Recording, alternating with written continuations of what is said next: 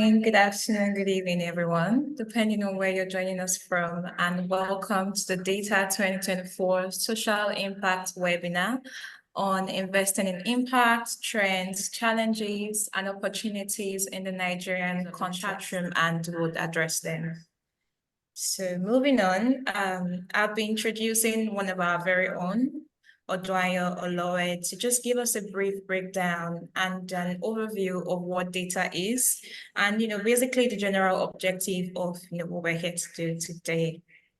So Odwayo, over to you. All right.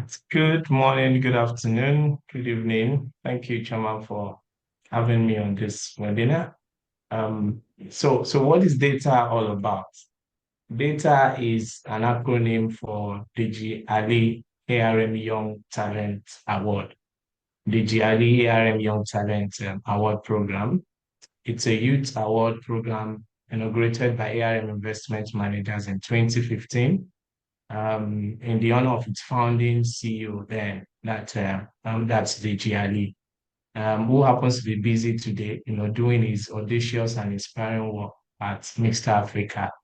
And essentially, the goal of DAAYTA is to provide support to young entrepreneurs with smart and innovative ideas, especially with positive impact on people's life and the communities that surround them. The award has been promoting lifelong learning, by helping young Nigerian graduates and undergraduates. And since the pilot edition in 2015, there was a re-engineering process for 2017 and 2018, and then a comeback in 2019.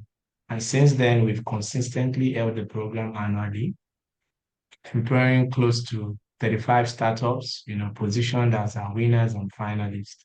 And then year in, year out, DAAYTA keeps getting better. We have a strong alumni network that we've been nurturing since then. I would say the success we've achieved and the impact we've made, has been through the partnership and close collaboration with Techno Vision Communications, their brand TVC Lab specifically, an organization that finds, funds, and follows innovative African founders, building startups with commercial and social impact on the continent. And if you know that organization very well, led by the brilliant and super inspiring Tony Davis, a top angel investor. So why are we here today, essentially, on this webinar? We are hoping that we'll be able to inspire our young founders and Nigerian founders, to look for more problems and actively engage in solving them. We're also looking at inspiring them to understand and see how collaboration helps us, right? In achieving and building great things. We want to also inspire our audience and open their eyes to opportunities around education, essential skills for Nigerian founders, where to get certain information. And essentially, we hope that our participants leave this webinar, more informed and with greater understanding of the complexity of social issues and the commitment to address them. So I'll round off by saying ARM is one unique brand that is so passionate about Nigeria, about the massive potential of youth founders and entrepreneurs, and the impact across Africa. So we're hoping that this webinar, is just one of our strategies to continue to engage and add value to Nigeria and the African startup community. And that's why we're grateful to have DAAYTA here, okay, and Uche.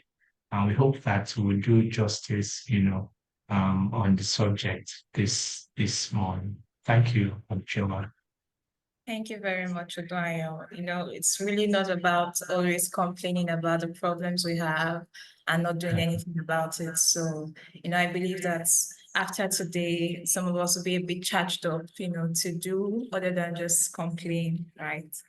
So to get right into it, I'll be introducing our esteemed panelists, who bring with them a wealth of knowledge and experience, to aid our conversation today. Right, so our first panelist is Yete Yerum. She is the Royal Danish Consul General and the head of Trade Lagos. Yete has been a member of the Danish Business Angels for almost 10 years and has served on the board and as its treasurer.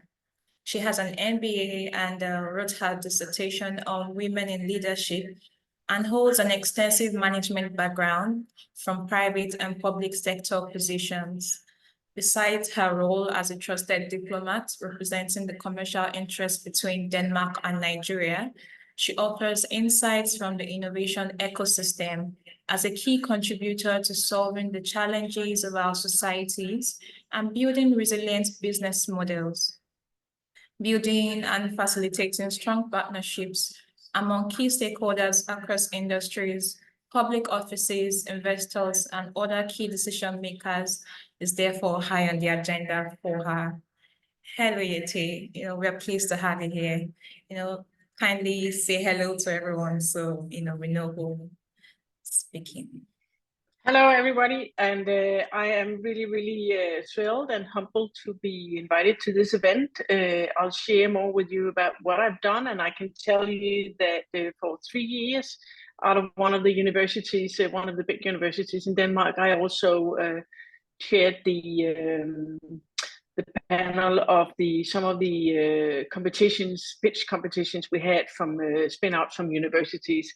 I do it pro bono. I don't get any money for it. I do it because I think we all have a responsibility to give back to society what others have given to us. So I'm really thrilled as a person, also private person, to be here, and also in my former role as Consul General of Denmark to Nigeria. Thank you very much, Eze. I look forward to having you speak at this session. So moving on, we also have Mr. Oke Esse. He's the founder / CEO of Power Stove Energy. Oke Esse is a self-taught serial social entrepreneur that builds on refined ideas from strategies to sustainability. He founded 5 successful companies, created 2 proprietary products, holds 6 patents and franchise of 2 other products, and has established himself an astute product developer that uses breakthrough innovations to simplify social problems that creates organic growth with 10 times ROI in less than 3 years. Oke Esse and his companies have won several awards and recognition, including 2014 Mandela Washington Fellow, amongst many other awards. He's a graduate of physics, electronics from University of Jos Plateau State, an alumni of Westerwelle Foundation Program, Berlin, Germany, Forbes 8 Accelerator Nigeria 2020, and a graduate of entrepreneurship from Enterprise Development Center of Pan-African University. Hello, okay, we're super glad to have you here. So you can unmute and just say hello to everyone. Hello, everyone. Thank you for honoring our invitation and also the opportunity for me to be here. My name, as she said, remains Oke Esse. I look forward to an engaging discussion. Thank you so much. Thank you very much, Oke. And finally, we have our very own Uche Azubike, who is our data program sponsor. Uche is a highly experienced managing director with more than 3 decades of experience in leading high-performance teams, developing business strategies, and driving profitability. She currently serves as the ND of ARM Academy and sits on the board of Riparian Farms Limited, RFL, to execute ARM's agribusiness initiatives and Labs by ARM, an accelerator designed to tap into innovation and creativity in the fintech space. Uche is also the chairman of the advisory committee of Lakaway Lakes Golf and Country Estate, an exclusive 18-hole golf course with a luxury resort-like estate located within the Lekki Peninsula area, Lagos, Nigeria. She has a proven track record of driving growth and delivering exceptional results in human capital management, fintech/startup administration, agribusiness, and procurement and administration. Previously, Uche served as the head of human capital management and administration of ARM, where she played a key role in the sustained growth and development of human resource management in the organization. Uche is passionate about entrepreneurship, learning, business strategy, leadership, project management, change management, social impact, and mentoring young people. She's one of the mentors in the TVC Lab Mentor Pitch program, where she offers guidance to startup founders. Before joining ARM, Uche worked with VT Listen from 1990 to 1996, where she served in various capacities. She has a BA in English language from the University of Maiduguri and a master's in industrial labor relations from the University of Lagos. Uche has attended numerous training programs, seminars, and workshops both within and outside Nigeria, including the prestigious IMD's management program. Hello, Uche. It's nice to have you here. Kindly say hello to everyone so we familiarize ourselves. Thank you very much, Chioma, and thank you to our great audience. We're honored that you're here with us, and a big thank you to our panelists as well. Thank you so much for doing this with us. And we look forward to a very engaging session in this program. Thank you. Thank you very much, Uche. So once again, welcome Yete, Mr. OK, and Uche. Again, we are thrilled to have you with us today. Let's kick off our discussion today on the topic investing in impact, trends, challenges, and opportunities in the Nigerian context. So basically we're just trying to explore the current trends, the challenges, and again, the opportunities when it comes to impact investing in Nigeria. This is a big plus to every startup founder or anyone who is thinking about bringing to life any idea that solves a problem or creates an impact in any way. So to our audience, I'll say, listen up, pay rapt attention. And again, you can drop your feedback and questions in the chat room and we'll pick it up. So moving to Yete, given your background and again, what you do, what would you say is your perspective on social impact and how can you connect it to your career and ambitions today? So over to you, Yete. Well, it's of course a very broad. Can you hear anything? Yes, I can hear you. Can you hear anything? I can hear Hello? you. Am Hello, I audible? Yes. Okay, you are. sorry. Listen, of course, hello. Can you hear? Am I audible? Yes, you are. You are. Can you hear what I'm saying? Okay, good. Okay, because you were like repeating to me that so you couldn't hear what I was saying. Listen, impact, of course, is. So, hello? Sorry? I can hear you, Yete. You can go ahead. Very good, thank you, because when I say something, you kind of, so then I was, okay, listen, the impact issue, of course, it's a very broad question as such. I could say that I arrived here in Nigeria 1st of August, and just 1 or 2 weeks after I came, I attended the Social Impact Summit of Africa here in Lagos. And there we had like a full day of discussions in terms of the social impact investments topic in regards to Nigeria. And some of the things that Denmark is a small country with 6 million people. We can be in the corner of Ikeja if we all take the flights down here who are so well connected to Lagos, which is one important part in terms of getting people to meet and to act.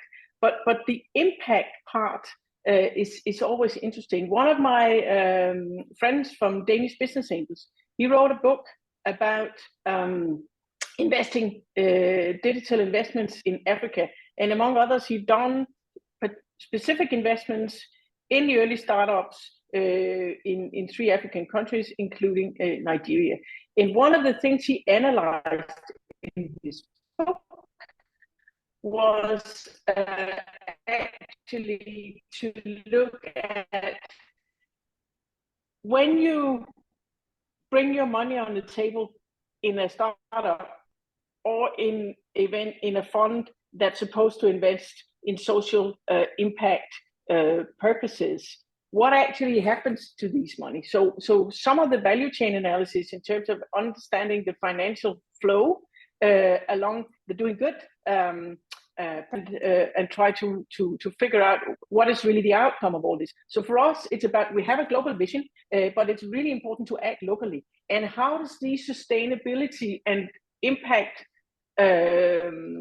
related outcome targets fit into that process that you move from A to B across global visions and local action? I think it's not easy to do that, but we really have to work with data to make us, to help us to help everybody to understand what is really happening, because we can't fix everything in one day. But how much impact are we then actually doing in each of the investments that we are bringing to the table?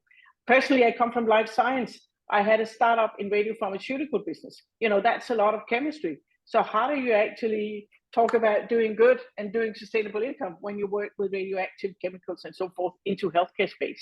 But there will always be angles to as how you define it, also to your development and your production processes. So that was just one example. So that was just some of the perspectives on that.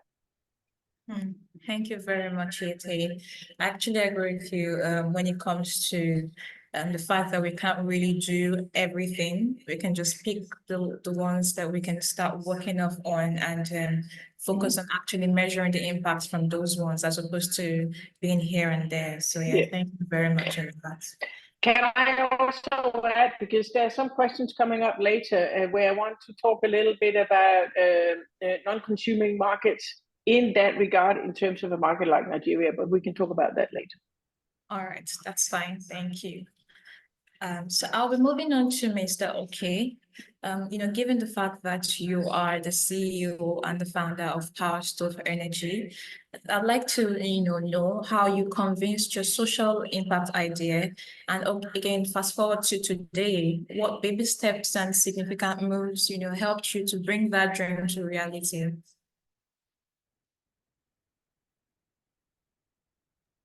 All right, thank you so much for the question. The idea of Power Stove came in 2017. It was a very heated argument amongst mutual friends that can't we find a solution to our power problem that we can domesticate, not relying on government that looks like a solution that is not so soon to come to us. So someone has said, can't a cook stove generate electricity? So I sat back and said, it sounds promising, but we need to try it to see how possible that can be. And that's how we conceived the idea. So it took us 10 months to develop our first MVP, and that was in 2018. And from that 2018, we have grown to become Africa's largest, most integrated clean cook stove company. We have close to 200 workforce, and we've expanded to Kenya, we're in US, we're in UK, and it has been a significant growth. But we still never forgot how we started. We're a social enterprise. So whatever business model or business strategy that we've developed is anchored on helping the communities solve their energy problem. And we later part in the years that we founded our company, we discovered that the more you serve, the more you try to solve the social problem within the communities that you serve, the more it becomes more sustainable for you in your strategy. There's what they call lifetime value. The more you assess more lifetime value monetarily from your users, because they've seen that you put service first before financial reward. So that's how it has worked for us. Thank you very much, Mr. Okay. There are a lot of things you said that I've just picked out, and I'd just like to reiterate for everyone in the audience. So from what you were saying, you mentioned the importance of partnership, that's exploring ideas with a trusted group of people. You also mentioned patience, because there's a long time and over reviewing of an idea to get to the end results. And there's also making sure that whatever idea it is solution driven, right? And then the very last thing you said that I feel like everyone should take home with, if at all they don't take anything home today, is remembering why you started and also being service first, right? So it's not about the financial reward, it's about creating impact in some way. So thank you very much for that, Mr. Okay. Okay, so we would turn over to Uche. You are program sponsor for DAAYTA, and I would like to, know the impact DAAYTA has made in the last 6 years. So basically, just walk us through the impact DAAYTA has made in the last 6 years. Thank you very much, Chioma. For CBRM is about giving back, and it's also about impact. So if I go back 6 years and what we've been able to do, the first one for me is reaching thousands of founders in the last 6 years who apply into the DAAYTA program. And because they applied into the DAAYTA program, they've been able to take, whether they have made the first, the best 7 or have won, they go back learning something because we work with partners who take time to say, yes, maybe you didn't make the part for this year. And these are the reasons and these are the things you can improve on. And for some of them, they have continued that relationship with the partners that we have worked with. Over the last 6 years as well, we have actively mentored and worked with at least 35 founders. Today, we have active alumni group that we have over 30 founders that are working with each other. And that for us has been very rewarding. In terms of imparting the founders as well, part of the things that we have also seen is some of those founders that have pivoted after the program. We have a gentleman who eventually sold his business to a renowned hospital group in Nigeria. So it's very rewarding for us.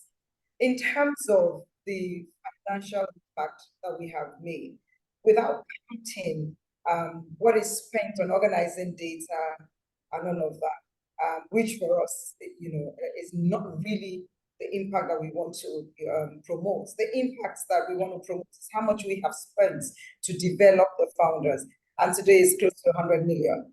But we see what we do, we see how that has impacted the founders and how they're able to give back to the environment. And that alone for us is something substantial. One of the companies that won the program, I think in 2019, CPPC, currently organizes a DAAYTA-like program where she gives back.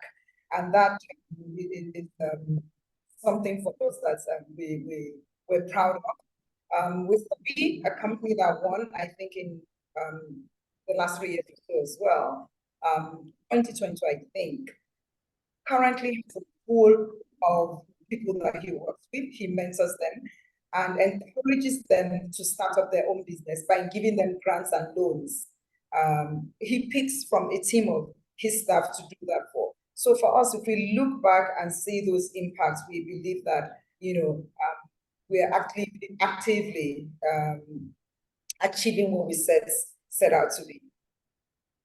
Thank you very much, Uche. There's a lot that you've said, but the one I'm going to pick out right now is the fact that DAAYTA recognizes young individuals that have solution-driven ideas, and again encourages them by giving them grants and walking them through how to establish those ideas, because a lot of people have ideas, but you see when it comes to financial and also entrepreneurial guidance, they're lacking in it. So DAAYTA is, something that has allowed that to happen in the past 6 years. So thank you very much for that. So I think we've been moving on. Yete, I'm coming back to you. What do you think, right, are the 3 biggest challenges that Nigerian founders face today? And again, how can they navigate it creatively? I don't know if that's clear, Yete. Well, that's clear. Well, of course, I have a humble approach to this because seemingly I'm also surrounded by a very knowledgeable panelists about the Nigerian space. One thing I can share with you that back in November, we had a Nordic conference, a Nordic Nigeria Connect here in Lagos. And Denmark was responsible. We also had one of our ministers, senior ministers down here, which is pretty big for us because that means Denmark is putting Nigeria on the political and the economical map. And our keynote speaker on our tech track, I was so really happy that he could find time in his super busy schedule. But Kola Einar from Ventures Platform, he was our keynote. And one of the things that, that first of all, he talked about the opportunity gap, because you say, what are the three challenges? Then you also have to look at what kind of opportunities are you actually looking at. And surely when we look into the young generation and the growth of the young generation in the sub-Saharan region, overall, that people are young, we all know that. It's a 50-50 split between men and women. So we have a gender criterion there also. And then we have the growing population. And then again, we have the per capita share of the G7 average, let's say, share, which of course is low. So some of the things that seems to be an opportunity, and the opportunity, let's say, sweet spot is in terms of the non-consumption markets, where you try to make products more simple, you want to make them more affordable, and you want to make them available for more people, not only an exclusive group of people. So how can you make solutions in your startup as an entrepreneur that can actually fit finance? Because so three challenges.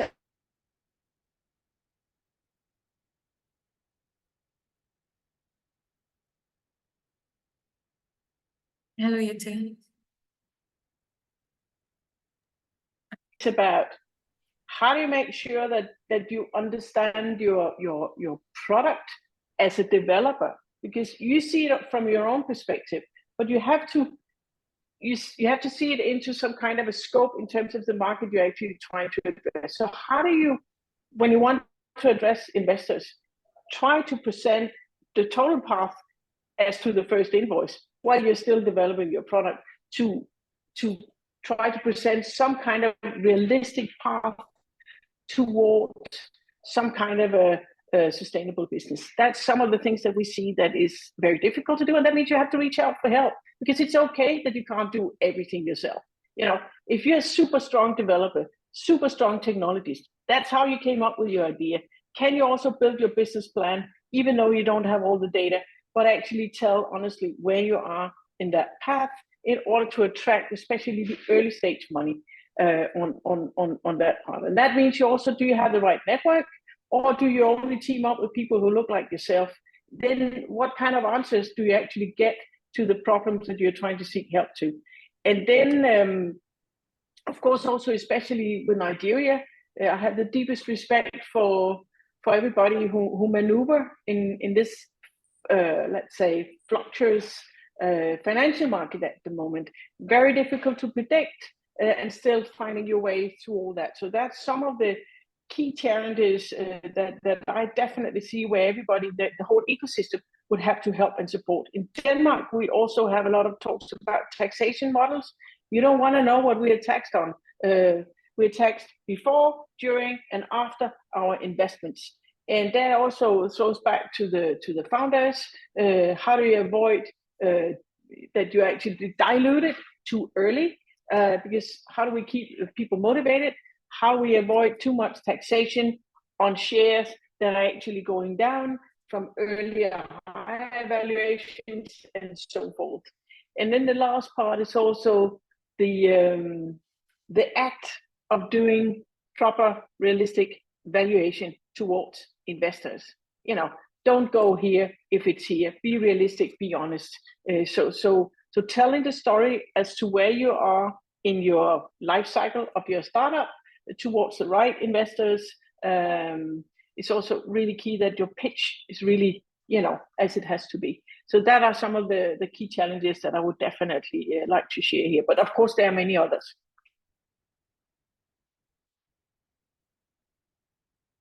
Thank you very much, Yete. Top of the challenges that you mentioned is the fluctuating financial situation of the economy right now. That's also a very top challenge. And then in terms of, creatively navigating those challenges, you mentioned reaching out for help, right? And also collaborating with the right network. If you're talking to a group of people and it's not working, it has to be that you look up to someone that has done something that you've done before and then reach out to them for more insightful ideas. Right. Thank you very much, Yete. I'll be moving on to Mr. Okay. So Mr. Okay, what opportunities do you think appear untapped, today in Nigeria and Africa? And also, in your view, how can social impact founders collaborate to deliver impact and better financial returns alongside? Okay, thank you, sir. Thank you so much for the question. The truth is, Nigeria, by extension, Africa, is faced with a lot of social challenges. And these challenges can only be solved by social entrepreneurs. The more you develop proven solutions or technologies to solve these problems, the more you can monetize it. Let me give you an example. There are problems about moving money in the informal market that can be solved with technology. There is also energy problem can be solved with technology. But the social entrepreneurs need to understand that for you to solve this, there is a catch to it. You need to understand your community very well to be able to offer them something that can solve their needs, their problems, and also help them to alleviate whatever problems or challenges they face daily. And for them to also be sustainable in it, they must be able to involve partnerships. Partnerships helps us leapfrog, not just scale. They leapfrog from ground 0 to ground 10, and from there they can also build on their successes. But most founders today try to shy away from partnerships because they always believe that maybe the second person wants to steal the idea. You keep hearing this will say, "You want to steal my idea? You want to steal my idea?" I'm not the one that invented cook stove, so it has been there before power stove came into play. No one can steal the idea if you are truly the originator of the idea. You should be able to plan 5-10 years ahead and have what they call product development plan. Know what you are going to introduce in the market in the next 24 months, in the next 48 months, in the next 60 months. That will help you to stay ahead of the curve. Not to be complaining about, okay, the dollar is rising, the electricity tariff is going up. Those things are challenges that entrepreneurs face every day. Entrepreneurs are problem solvers, so they don't complain. I tell my mentees or those who happen to come for advice, I say them that if you want to be an entrepreneur, stop complaining. For every challenge, there's always a silver lining out there. You didn't see it, it didn't look well. If you look further, look harder, work harder, you come out of it and also be on top of it. That's what I need to say. Thank you very much, Mr. Okay. So I think the last point you made is basically saying complain less and do more, right? And then also the power of collaboration and partnerships, meeting the right people, sharing your ideas just to help it, blossom into something great. And most importantly, creatively designing whatever idea you have to making sure that you understand your target audience so that it's actually doing what you plan for it to do. So that's well noted. I hope everyone in the audience is really following through with all of these insightful nuggets that's been dropped here today. So Uche, over to you. So on the data side, what has been the major issue with selecting the most impactful data winner per time? So you can mention about 4 challenges that, the team faces year in? Thank you, Chair. Again, data is impact driven. So I would say the first of those challenges will be the clarity of the SDG goal that the business is addressing. It's always been a challenge.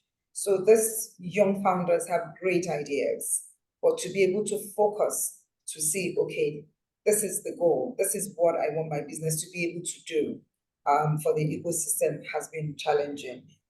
We find that we are having to coach and mentor and guide towards that. They almost have it, but the guidance that we get from our partners, TPC, who has done a wonderful job with us over the years, has been really, really valuable in that area.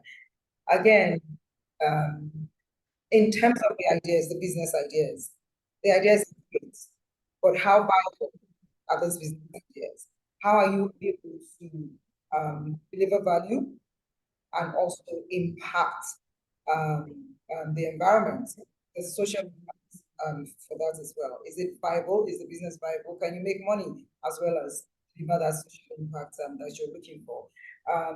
Another area is also the team constitution. This is an area that our founders struggle with. So that's again is where we come in and in enabling the founders to see and be able to identify who complements you as a founder, and then how do you put together a team of partners that will work with you and take you to that promised land that you want to be. So essentially, those are some of the things that over the years that we've had to push the founders towards in looking at the viability of their business. Thank you very much, Uche. You know, this quote that says no man is an island, so you basically can't achieve anything alone. You need a team of trustworthy people to help you achieve that goal. So that is very key. And also having an idea that is value and impact driven, as opposed to having a very fancy idea that sounds really mind blowing, exactly. So thank you very much for that, Uche. Once again, to the audience, if you have questions, you have feedback, kindly drop it in the chat room and we'll address them right after this session. Moving on, Yete, you know, from a wealth of experience, do you think there are opportunities for growth and innovation that you can recommend for Nigerian startup founders, you know, either locally or internationally?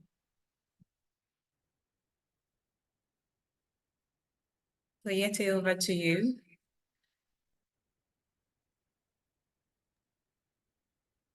Hello, Yete. So we still Okay. I think we lost Yete for a bit. Probably just move on to Mr. Okay, while Yete sorts out the network issue. So Mr. Okay, what would you suggest strategies, you know, to help startup founders to navigate the regulatory challenges that they may face, you know, in Nigeria and Africa at large?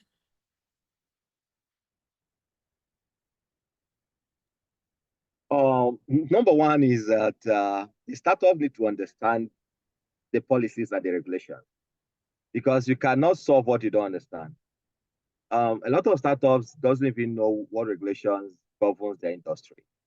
You know, they just feel that, okay, because A made it and raised $1 million, why wouldn't I do that? So you just see them say, okay, I want to start up a business. I have an idea in the same industry that A, you know, successfully raised that money. One is that they need to have a clear understanding of what regulations or policies that guides their industry. And they also need to have a lawyer that works around the startup space to be able to advise them. It helps us in the initial years of PowerStove. We didn't see lawyers as necessary because of their fees. But I think in the third year, the board mandated us that we must get, you know, a legal consulting firm very experienced. In fact, they gave us list of top 5 law firms within the startup space. So we had to do our code call and selected the one we worked with. And since then, some of the policies that we don't even know exist, you just see them point it out to us and say, look, you must be able to make sure that your corporate governance, solve this. You have these policies in place, because entrepreneurs are neck deep into solving their everyday challenges, operational challenges, cash flow challenges. So they have little time to pay into these policies, and these policies can make or mar their business within a twinkle of an eye. You see government introducing policies about, see the last one, the government introduced policies about if you have an expatriate in your team, you are going to pay so millions of naira or dollars, not minding if the entrepreneur even annual turnover is up to that amount. But I didn't know of that. It was the legal firm that brought it to my knowledge. I said, we need to talk about this. So number 2 is they must get that legal firm that's experienced in the space to help them to analyze it, interpret it into the layman entrepreneurial language, so that there's no ambiguity in it. Then the last part of it is that entrepreneurs need to also make financial budgets for such policies. Some policies are also capital intensive. They need you in your industry to have a license or to get a certification for ABC. The entrepreneurs need to make provisions for that, so that it doesn't affect the everyday cash flow need of running the company. So these are the 3 key things I will advise entrepreneurs to have. Get the more knowledge of it, get a law firm, and also make budget for it. Thank you very much, Mr. Oking. It's important that as part of the planning phase of every business or startup idea, research is key, because it's from research that you understand the industry, understand the policies that, like you mentioned, guides the industry you're about to step into, to avoid stories that touch, for want of a better word, and also having a legal guidance for when those policies come up. And again, including the budgets for financial budget for policies that may come up in the future, so you're not caught unawares. Thank you very much for that, Mr. Okay. I don't know if Yete is back in the room, so we turn off. Hello, Yete, are you in? Okay. All right, I don't think she's in now yet. Okay, so we'll move on to Uche. What do you think that young entrepreneurs need to do in terms of coming up with these impactful initiatives and solutions, basically?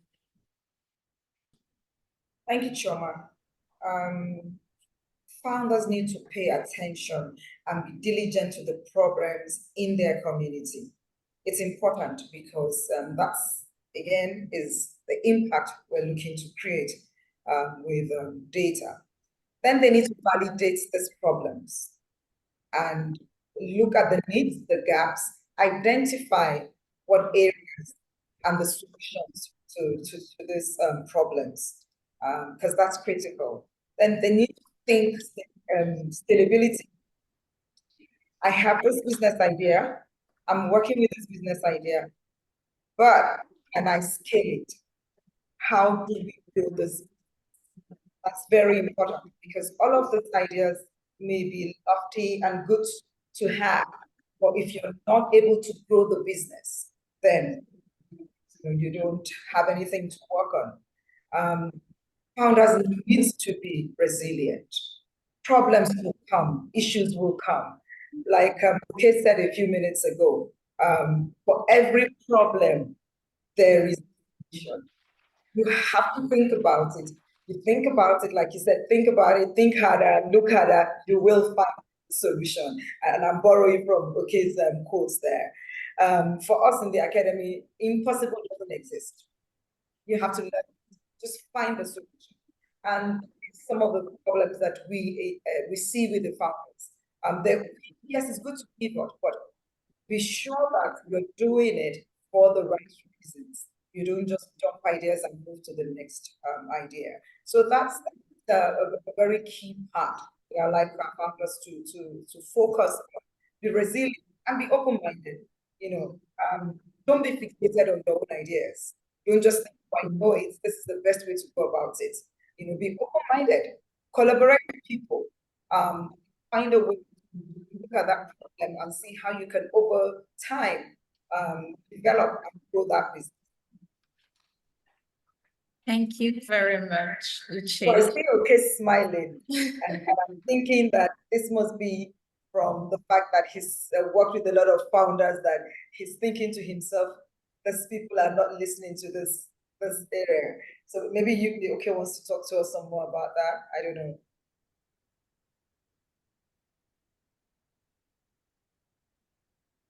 Okay, do you want to speak on the fact that startup founders are very quick to check out when things get tough?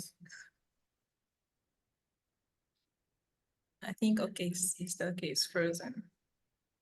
All right, so thank you again very much, Uche, for that. I think key takeaways: sustainability, growth, and most importantly, being resilient in the face of troubles or problems that may arise, because again, they will come. We just have to be ready to face them head on.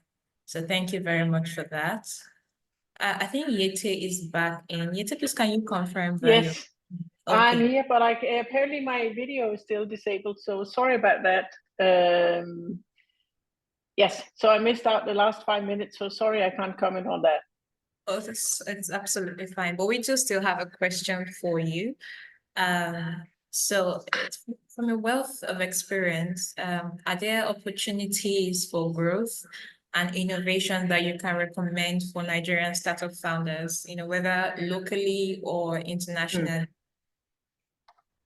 Well, I mean, as I mentioned previously, because of the sweet spot in the region as a whole, Nigeria and the sub-Saharan region, we see a growth of 30% of the region's population. And the latest numbers, and I also got that from Polana, is 1.6 billion people by 2035. And that means the working age population is expected to reach 450 million people. And in that space, there's a contrast to, there's a contrast to the job creation where you only have 100 million jobs created. So the fact that we have, a job creation need, and then we have in this growth of people, a huge need for non-consumption, let's say, economy products and services. So the problem is that if we make products in sectors that look into the consumption economy, improves, existing products, it has limited to how many people can actually afford to buy them. I think it's really important also for the social impact purpose to look for the need for products and services who can actually help more people. For example, in Denmark, I mean, our biggest sector here is the agricultural sector and the process industry sector that supports that. And surely any data solution that can support that. And the agricultural and the water and environment sector would, there's some areas where you can really, help a lot of people. You can improve, local communities. We have up in Kaduna and Damao, we have institutional investor money that have helped build local communities. So for example, if we talk about the dairy product, we have a Danish company called Arla that owns the Danamilk brand.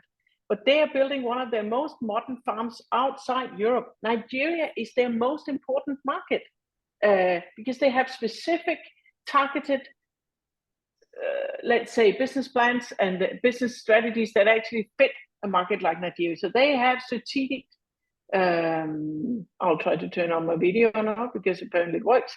They have a very, well worked out strategic fit, and they have long strategic patience. In that cycle, they need to work with local innovators and communities who can actually support this space. So understanding the bigger part of the value chain that you can actually tap into in the non-consumption economy, I think that is really a really important area. The healthcare area, digital health area, working out in local urban, rural urban, let's say, span of areas, really, really important. I work in Bangalore. I was also consul in Bangalore in India. Huge market, big problems in many areas. If you have local smart city collaboration areas where you can also tap into that, because the innovative people and the entrepreneurs, they're critical in order to find the right solutions. You know what to do. You know how to bring the solutions, on the table. Then the bigger players into that space need to figure out how do we integrate that in the larger value chain. But you bring the solutions to the table because you're smarter. As a group, you're also more agile. So you are not limited by the structures of the companies and all of that. So that means you can quicker, faster, and more targeted, and without so many barriers in terms of the corporate cultures, bring new products that probably need to be adjusted a little bit. But you also have to accept that somebody will come in and probably fix your products a little bit. Are you ready to do that? So that's why we say also, what is the most important thing when you look at a startup? From the business angel community, at least I hear, team is everything. And I can just, echo what's already been said. Team is more important than the product and the service you're trying to do, because your product will not be the same product when you finally reach into that supply chain, because it will probably be modified a little bit depending on what kind of value chain you fit into. So I don't know if that makes sense. So that means it's, you really look to the founder and the competences that you bring to the table, but somehow you might need to rub out your heart a little bit in terms of the product that you are actually fighting for to bring into that space. Thank you very much. So I don't know, that makes sense. Oh, that makes a lot of sense, especially when you said that there are a lot of opportunities in on the non-consumption economy sector. And again, it's basically about, looking deeper into the various sectors and finding out what can be done in sectors that are lacking, as opposed to swamping one overly food sector. Right. Thank you very much, Brigitte, for that. So, Mr. Okay, one last question for you. As a fulfilled founder and achiever that you are, speaking to the seasoned and aspiring social impact investors, currently on this webinar, is there any tips on ensuring the long-term sustainability of their organization's impact? Would you like me to take that again?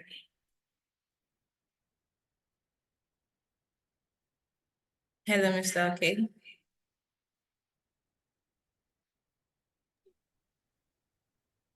All right, please come again, please.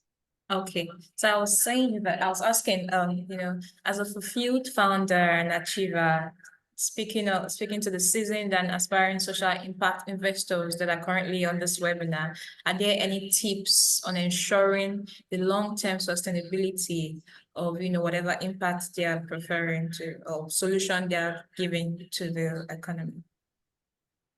Okay, thank you so much. We've had different experiences building our brand. And one of the things that I understood is it is for the investor and it's also for the startup. Both of them need to ask themselves, can they still have a good relationship apart from the money the next 2 to 3 years? Because there's a relationship that transcends beyond money when these two parties comes together. I bet you any money an investor makes in a company, 6 months down the line, it has fizzled out. So it now comes to the reality that, okay, are you ready to providing data as at when is due? Are you ready to, is the investor ready to make inroads for the startups to introduce them to platforms that can help them to grow? Is the startup also ready to open up to share challenges with the investors? because I've seen investors that once they collect the money, they don't come back to share their challenges, because investor that gives you money to grow your company at the stage you are can also give you a market access that can give you a 10x growth. So, but most founders, once they pick that first cash, you see them, they'll miss. You know, the investor will be the one doing the chasing. You know, tell me, what have you done in the next 6 months? And founders sees it that, okay, you are encroaching. It's not encroaching. You know, this is like is a marriage. You know, both the giver and the taker need to have a very good relationship. You know, to be able to have a very good, blissful future, to scale and grow the company. That is what I want to let founders understand. And also, startups need to also do their background check. It's not every money that is for taking. You know, so if you do your background check and you've asked people that have invested before, and they said, okay, we had difficulties with it, don't take the money, because by and large, you're also going to have that difficulties. There are investors that are very meticulous about data. You know, they have their reasons. There are founders that are not meticulous about data. They just want to give you the money and bless you and see you grow. So is about the startup need to also make their own background check. That's my take on that. Thank you very much, Mr. Aki. So basically, for long-term sustainability, research, and very importantly, data, having data to help you make long-term decisions on your business's sustainability. DAAYTA, you have your hand raised. Yeah, may I just raise one point here, because one of the things also in terms of opportunities here is also I was wondering, how many women are on the line today? Okay, so walk back and to get that was just because, you know, the thing is, we have a huge opportunity sweet spot also in terms of getting more female entrepreneurs into the space. I know in Denmark we still have a lot of discussions about the classical gender gap that we see in classical leadership, classical companies, corporate life, and all that. That discussion is transferred now into the startup space, and that's even more vulnerable, because as a female founder, I have heard terrible stories that when you know, we know that, for example, for venture capital funds, Let me know when you get Africa as a region. Sorry. I know you can go on. I think that was someone else. Yes, because the venture capital space is how you need to go and get money. When you get into the first, you know, through the first milestones, then you show up with your great company and your great idea, and you meet these venture capital stakeholders. What we still see is that how are you evaluating a startup that comes with different genders? Do you get the same treatment? We can see in terms of numbers that women founders, they ask for less money, they get to the VCs much later in lesser numbers, and when they finally get to the table with a meeting with the venture capitalist, they are often rejected. So there is a huge opportunity space in terms of understanding what happens to female founders into this space. Also, not saying that it's, you know, the male founders and entrepreneurs that have the problem, but the ecosystem as such, we have some unconscious bias also into that space. And I think it's really important to mention this also, because we need every talent on the table to solve some of all these difficult problems that are around the world.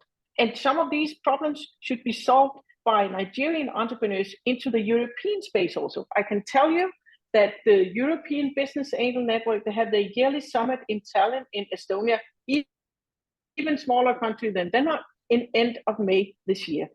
The chairman of the Danish Business Angels have asked me, how do I get Nigerian investors to Tallinn in May? Not that easy, because people want to discuss also with Nigerian investors, European investors, how can we do more business together? But research also showed that investors invest locally within their own region. You don't go so far away, neither probably from Nigeria and from the European space. So how do we make these people meet to bring money into the into the game, while also addressing that we have some kind of perhaps agenda opportunity here also that we should address in terms of the founder space. So that was just a comment for me. A little bit long, but hopefully it makes sense. No, very, it makes a lot of sense. It's an important one that we need to look into, the gender gap and the opportunities for more females to come into the ecosystem. Thank you very much, Yeti. Like while we're on your space, what advice would you give to individuals looking to start their social impact initiatives? Oh, I think more or less I already answered that, because I think what is important is that has already been said, and I just echo what's been said, that you really need to find out the why. Why is it you're doing what you're doing, and what is the purpose of it? If you only do your startup to earn money, then that's probably not going to last. You need to look into the bigger perspective, and then you need to get some help to understand what is the social vision outlook in it. I mean, do you have sufficient knowledge and data to work with? How can you get some more intel into your, let's say, early business case to understand the real impact? Have others done it before? How can others help you really validate your idea in your case? So you have to open up a little bit on that, and it's already been said also here in this panel. So I'm just echoing that. Yes, thank you very much, Yeti. So that is finding out why and the purpose of why you're doing what you're doing. Also making sure your idea is solution driven as opposed to profit driven. And then finally, again and again, collaboration and partnership. Thank you very much, Yeti. So finally, to Uche, what advice would you give to individuals or organizations looking to get into businesses that create social impact in Nigeria? Thank you, Chioma. A lot of what I was saying have been said by Yete and Uke, but I'll focus on some key points here, which is, first, they need to understand the local market. They need to understand that Nigeria is different in terms of the culture, the social and economic landscape. Even the political landscape of Nigeria is totally different. So if you're looking to create a solution, it's crucial that you understand that. The nuances, but just a different set of people.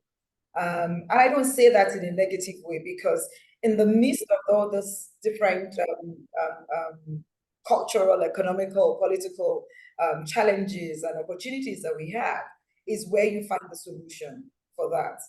So it's important to understand that it's a totally different landscape from what you get in other areas. When you then identify and you understand that, then you research into the need. What is the need that I'm looking to address? And that requires a lot of work. That requires you doing a lot of research, because then you find out why we still have that need. What has been done in the past? What can you do differently to address that? Because again, there's nothing that has not been done before. You're just coming up with an innovative way of addressing that need.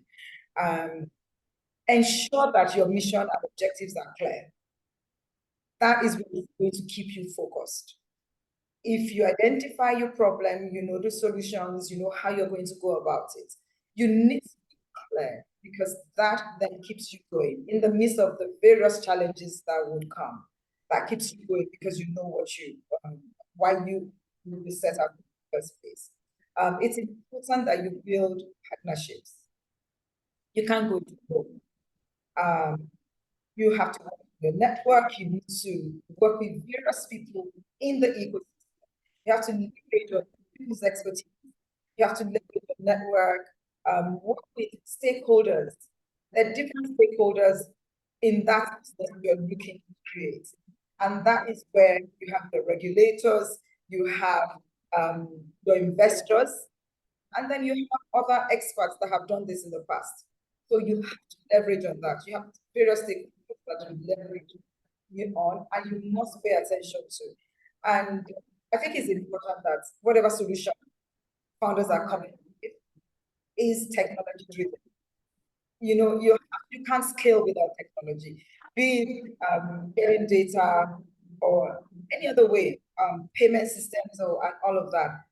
Anything that you come up with has to be technology driven, because that's how you can scale very, very quickly. I think one of the most important things that founders need to pay attention to is the regulatory landscape in Nigeria. We need to understand the regulatory landscape and what has happened in the past. Again, it's always good to refer to. So what has happened to other founders and how they have been able to resolve those issues. We keep talking about issues that founders have with regards to the governing environment in Nigeria. Yes, those things are there. Like a case of a few minutes ago, and Yete has also, mentioned that a few times today. Those things are there, so don't complain about them. How do we then make things work, regardless of the fact that those things are there? And I know in the last few years, a lot of founders and angel investors have been working to ensure that we have a better regulatory framework to support founders. And that work is important and will continue to go on. But in the interim, as founders, we need to navigate that. And that is Thank you very much, Uche. A lot of wise words have been dropped here today, and I just hope that every startup founder or anyone thinking about starting up something impactful in the audience, has jotted something down, or at least has one key takeaway from all that has been said here today. So again, thank you very much to our esteemed panelists for these insightful perspectives, right, and advice. I think we have some questions and feedback in the audience, not to waste any time. Okay, so Abdul Kadri is asking, how can one apply for the DAAYTA program? So DAAYTA opens its application typically for September to October annually, and we've just concluded applications and shortlisting of our top 7 finalists for 2024. We have the pitch event coming up. I would advise everyone to just keep checking the ARM websites and our social media handles for information on DAAYTA. We'll also be dropping the social media handles and a link to the websites in the chat room very soon. And since you have registered to be on this webinar, you surely get our emails and our ads. So just keep your eyes peeled for that. Moving on, we have a question from Rashid Aliyu, and this question is for Yete. She says, my name is Rashid Aliyu. I co-founded Ali Green Renewables, a climate tech startup committed to solving waste and energy problems in Nigeria. She says, I would like to work with Danish companies in the dairy sector to help convert their organic waste into clean energy for heating, cooking, and generating electricity. So Yete, do you want to provide a response to Rashid on this? Well, I can only say, check out the Consular webpage and send me an email. And then I think we should talk about what you can do and how we can see if these solutions fit into what we're already doing. So, we are super open to hear from Nigerian solution providers that work into our space. So it's just looking at our webpage, send an email, and then I see all emails coming in on our general email still. I'm very hands-on and operational on that part. And also because of my innovation background, of course, I am very open to these things. So just throw an email and we'll take it from there. Okay, thank you very much, Yete. Rashid, I hope you picked that from what Yete has said. You can send her an email and then we look forward to a future collaboration. We have one question for OK. So how do you approach building partnerships and collaborations that are mutually beneficial for your startup and its partners? Okay, one is about research.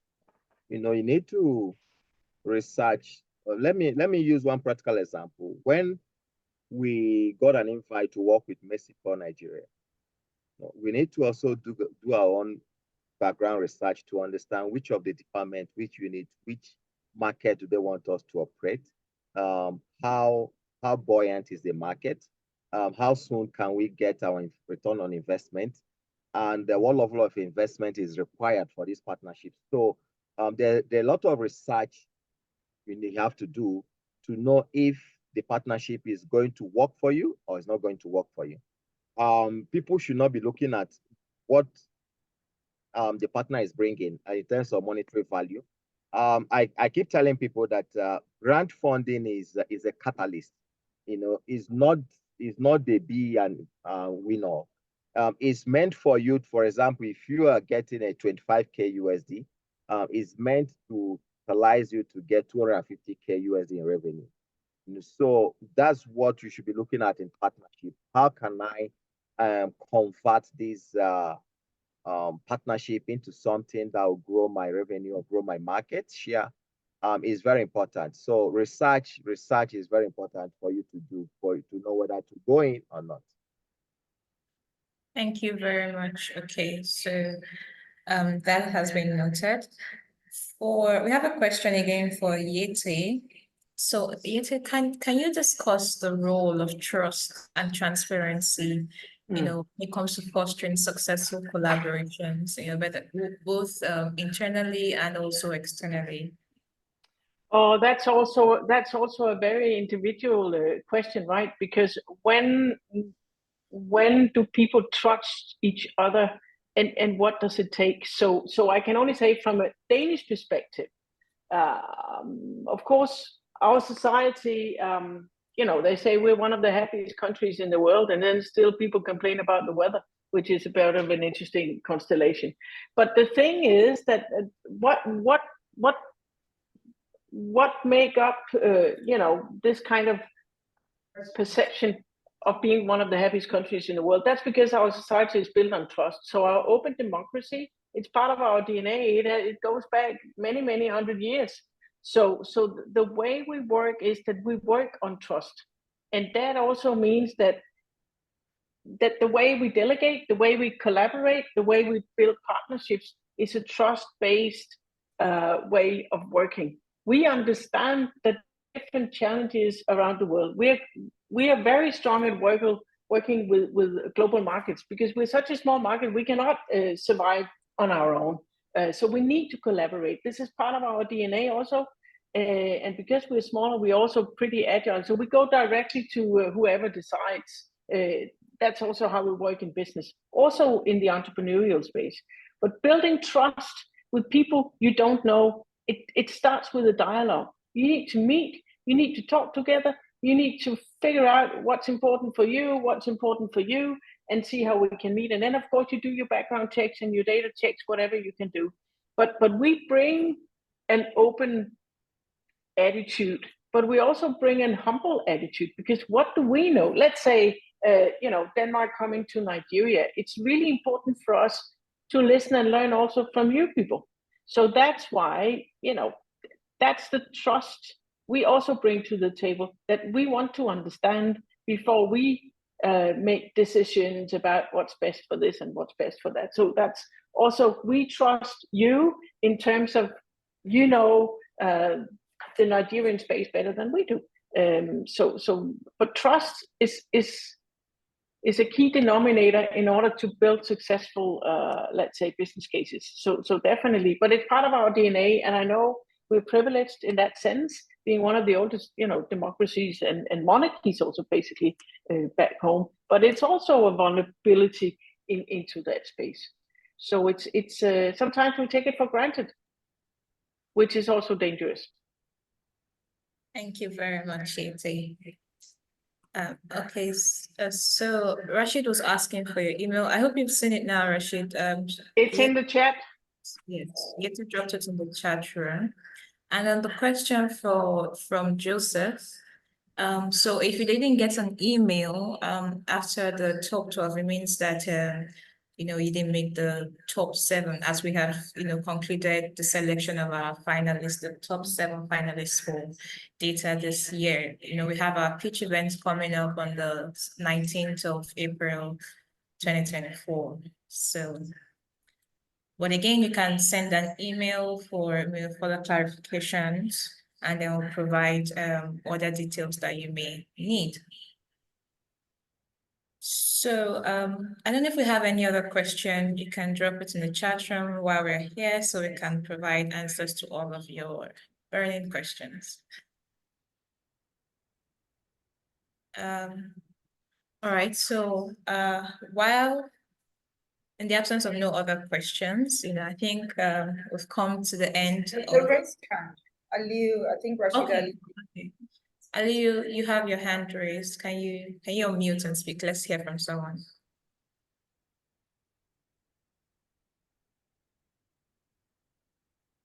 Hello, Rashid.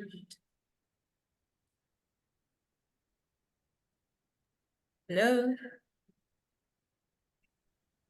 Okay, there's a message.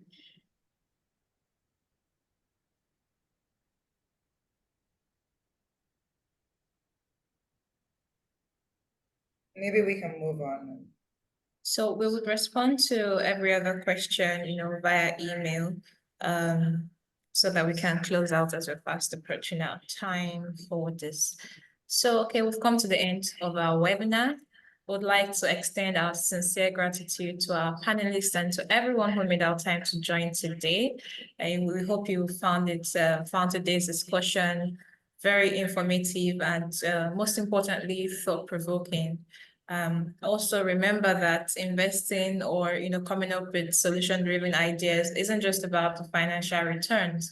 It's also about creating positive change and, most importantly, leaving a lasting legacy behind. So once again, thank you for being a part in the first of our series on DAAYTA social impact webinar. You can also be on the lookout for subsequent panel discussions that will come up, on thought-provoking topics that, borders around the startup and entrepreneurial space. So until next time, take care and goodbye. Thank you again, once again, to our... Thank you very much, Chioma. Thank you so much. Okay, and Yete for joining us. Thank you. Thank you for inviting. Thank you, everyone. Thank you. Okay, thank you very much. Thank you Thank so much. you. Yeah. All right. Have a lovely day. Thank you. Thank you. Bye-bye. You too. Bye. Bye.